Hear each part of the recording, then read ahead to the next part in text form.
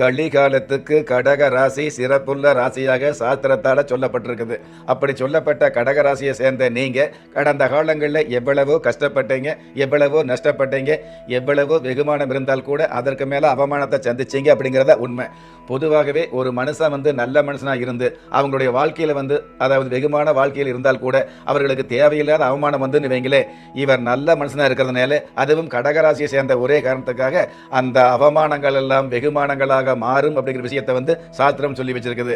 அந்த மாதிரி மிகப்பெரிய வெகுமானமாக மிகப்பெரிய விறுவிறுப்பாக செயல்படக்கூடிய ஆண்டாக இந்த தமிழ் புத்தாண்டு அமைய போகுது. பொதுவாகவே கடக ராசியை சேர்ந்த நிறைய பேர் உள்ளூர் அப்படிங்கிறத விட வெளியூர் அல்லது வெளி மாநிலம் அல்லது வெளிநாடுகளில் தான் புகழ் கிடைக்கக்கூடிய அல்லது செல்வத்தை சேர்க்கக்கூடிய அல்லது பிரபல்யமாகக்கூடிய அல்லது ஆடம்பர வாழ்க்கையை அமைத்துக் கொள்ளக்கூடிய ஒரு மிகப்பெரிய அமைப்புகள் சிறப்பாக இருந்துட்டு இருக்குது. தீபஜோதியில் இல்லங்களிலும் உள்ளங்களிலும் பவித்திரம் பரவட்டும்.